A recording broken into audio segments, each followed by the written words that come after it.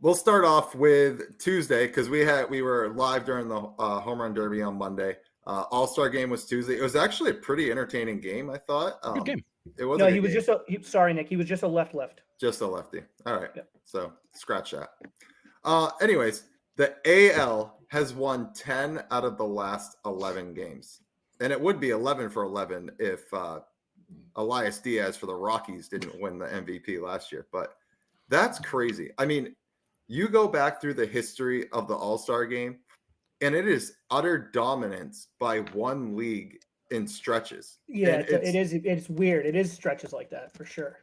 And I don't get that part of it. I guess that's baseball, right? That's the anomaly of baseball. But like, it is just like, I think it was 70s or 80s. It was like all National League with like an American League win and a tie like mixed in there.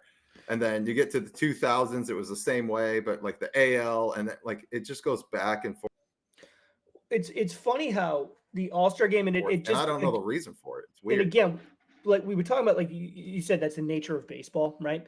And I think the funny thing about it too is baseball it's meant to be played in series, not games, right? That's why you don't play like yes, hockey, you get to the postseason, you play a series, but you just play single games throughout the regular season. Baseball's not like that. It's a series. It's made up of series, and it's interesting how we're going through this stretch right now where it's like American League is dominating essentially the All-Star game, but that doesn't translate to like World Series, right? I mean, you get a couple ALs, a couple NLs, and then you have maybe 3 NLs, and then a couple ALs mix it in, but it's pretty even. Like if you go back and look at the list, I would say it's exactly one every other year, but for the most part, it's pretty even. Yeah. But yeah, the All-Star games is crazy. It's just like the American League lately, it's just been absolutely dominating. Yeah. And with no lack of talent in the NL. And we were literally talking about this offseason, how it feels like a lot of the talent has moved out of the American League into the National League. You've had a flock of people go that direction, and it hasn't translated. The American League still does well in the All-Star game. So, but it's cyclical. It comes in waves. Somebody dominates for a while, then they hand it back and forth. But I do think that given the nature of that, not having it decide home field advantage is important, because when you get into these cycles where like constantly the AL gets home field advantage because they won 10 out of 11, like you're kind of putting your finger on the scale a little bit and changing that.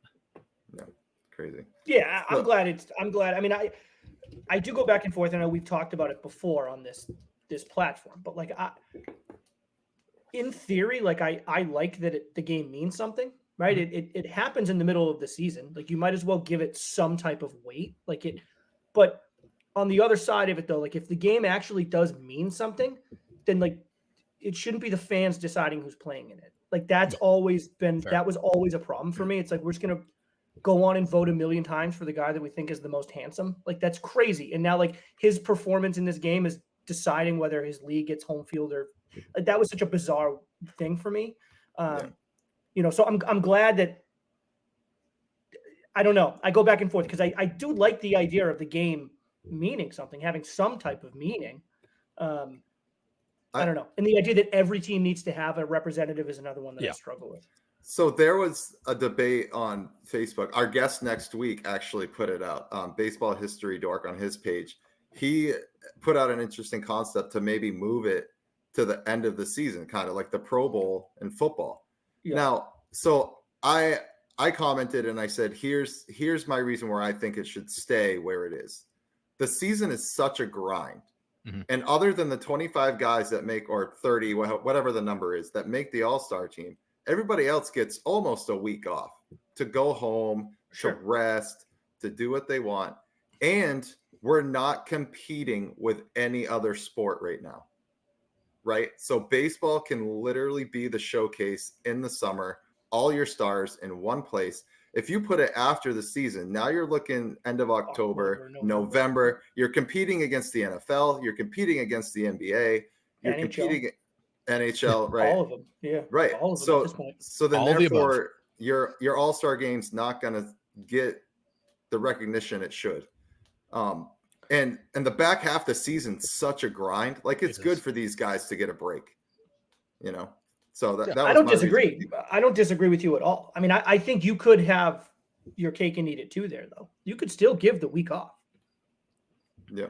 You could still give in that way. Now, even those 25 All-Stars are still getting that week that everybody else is getting. I mean, you could still give the week off. There's nothing saying that you have to just, if you're moving the All-Star game, that you have to essentially remove that week. You could still give them the week off. The schedule doesn't necessarily have to change. Yeah. But I actually agree with your point fully, though, about like not competing with other sports right now. Yeah.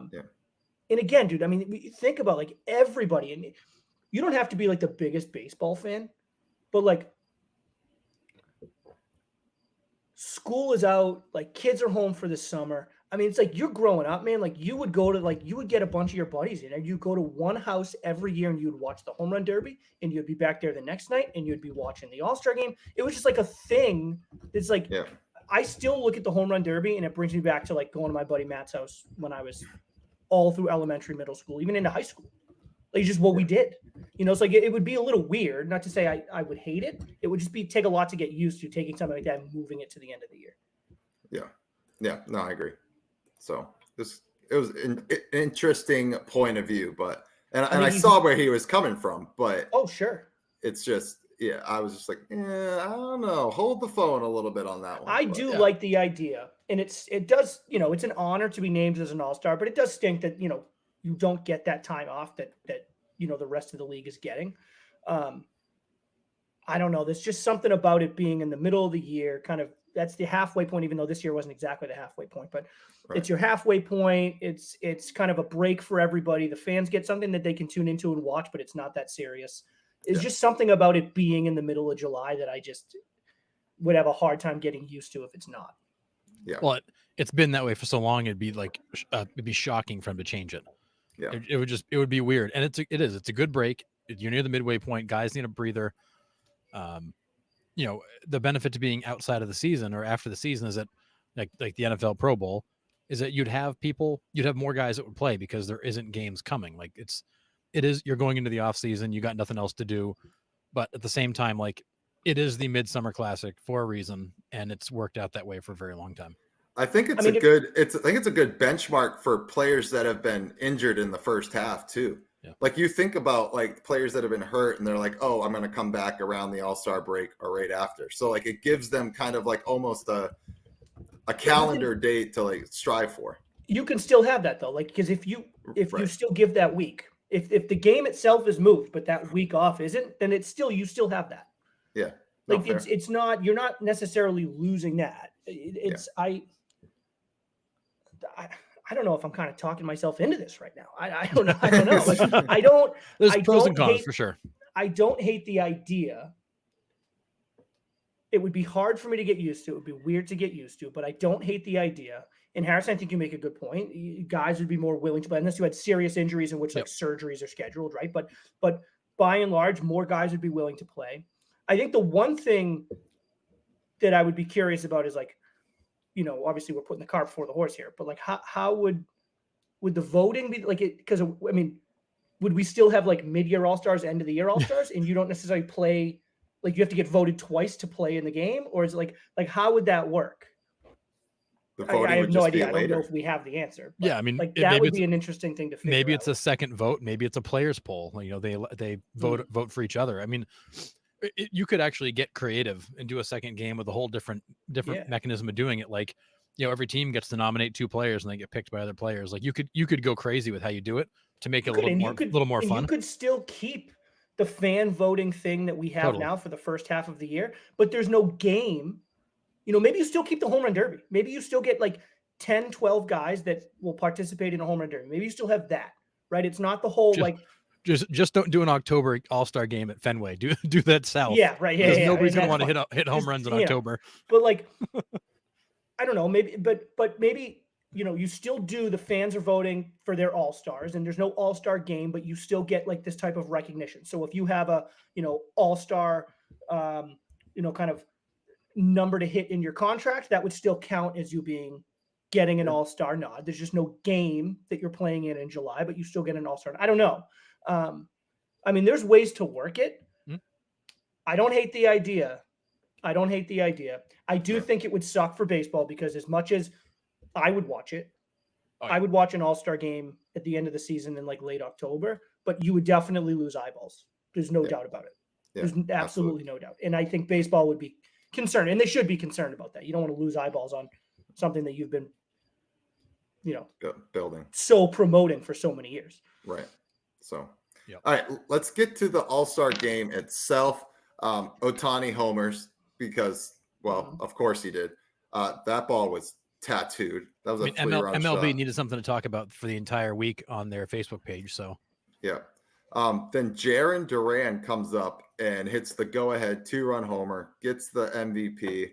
So one of our 2 All-Star representatives from the Red Sox wins MVP. That ball was smashed too. He got all of that one. Yeah. Yeah. I got to tell you, man, I mean, we can probably get to this a little bit later, but he should be in the discussion for American League MVP. There is no question at this point. I mean, we're talking late July, and the body of work that he has put in through 94 games or whatever, the 93 games or whatever they've played. Dude, it is up there with most valuable player numbers. Yeah. It's a shame because MVP, like lately, like it's just turned into like who hits the most home runs. Like that's essentially what the MVP is. This is the guy that hits the most home runs, or unless like a unicorn, like Acuna's year. Right. Yeah, right. But like Duran belongs in the conversation. Is he a runaway to win it? No, but like he belongs in that American League MVP conversation right now.